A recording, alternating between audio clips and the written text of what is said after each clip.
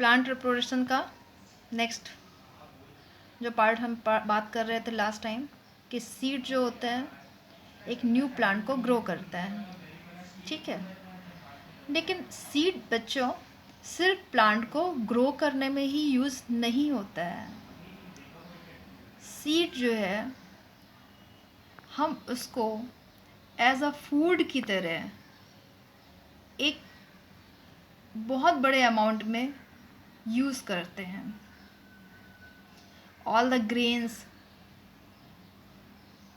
That we eat are the seed.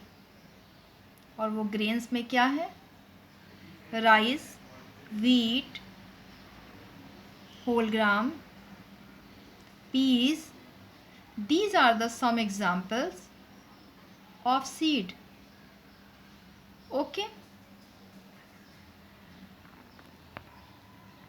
Coriander, cumin seed ये मसालों में होते हैं, जिनको हम मसालों की तरह सब्जी वगैरह में यूज़ करते हैं। एज अ मेडिसिन भी इसको यूज़ करते हैं।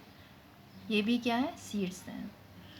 इन सीड्स को हम अपने फूड में यूज़ करते हैं, एज अ फूड यूज़ करते हैं, और इस सीड के थ्रू हम एक न्यू प्लांट को ग्रो करते हैं।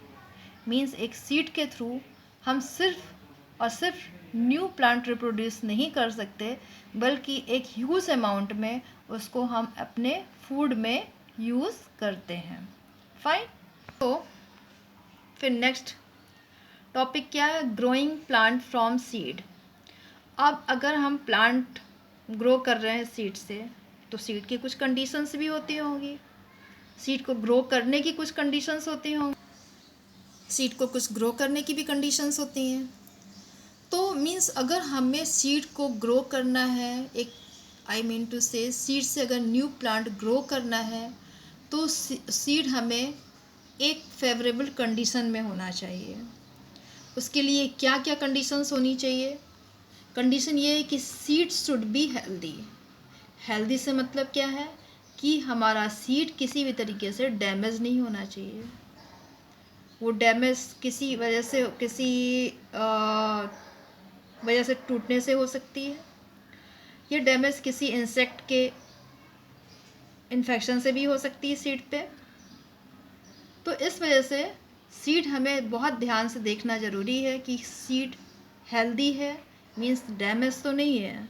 उसी सीड को हम ग्रो करने के लिए, न्यू प्लांट ग्रो करने के लिए यूज़ करते हैं। सेकंड पॉइंट है कि seed should get right type of soil and mineral from it.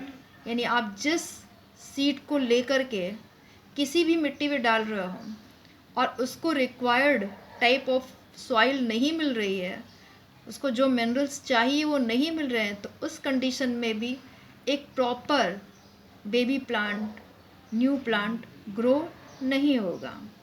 तो इसके लिए हमें मालूम होना चाहिए कि किस सीड के लिए किस टाइप की सॉइल, मिनरल्स की रिक्वायरमेंट है। Third point, but it is not the least. Okay, we should use right amount of water, air, light and warmth. Means अगर हमें बहुत अधिक अमाउंट पे पानी दे दिया सीड को, या कम अमाउंट में वाटर मिला उसे, लाइट प्रॉपर नहीं मिल रही है, वो बहुत ज़्यादा हीटिंग में है या कम उसको हीट मिल रहा है, या एयर का अमाउंट प्रॉपर नहीं मिल रहा, उस सिचुएशन में भी हमारा सीड जो है एक न्यू बेबी प्लांट को रिप्रोड्यूस करने में एबल नहीं होगा। मीन्स उसको अगर प्रॉपर न्यू बेबी प्लांट को ग्रो करना है, तो ये सारे फैक्टर्स फुलफिल होने ज़रूरी है। Okay, now we will discuss about structure of seed. First you can see this is the structure of seed. इसमें एक आप देख रहे होंगे सीड कोटिंग ब्राउन कलर की आपकी कॉर्नर में पूरे चारों तरफ से घिरी हुई है, ये सीड कोट है। सीड कोट जस्ट आप कवर समझ सकते हैं, सीड का कवर, क्योंकि चारों तरफ से कैसे कवर है। अंदर वाला पोर्शन कॉटिलिडॉन कहलाता है। अगर कवर हटाएंगे तो अंदर वाला portion that is called cotyledon.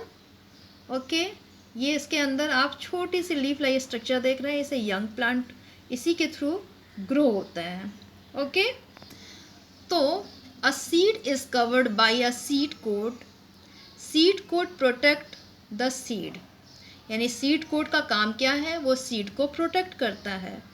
Inside the seed coat seed have fleshy seed leaves. आपके सीड कोट के अंदर एक फ्लैशी सीड लीव्स होती हैं और इसको क्या बोलते हैं, these are also called the cotyledons. Fine. और कॉटिलिडॉन्स का रोल क्या है, they store food for the baby plant.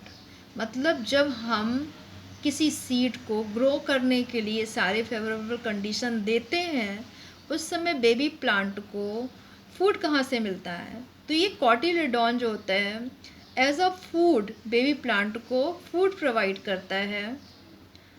और ये प्रोसेस किस कंडीशन में होती है, सनलाइट की प्रेजेंस में, फोटोसिंथेसिस प्रोसेस के थ्रू।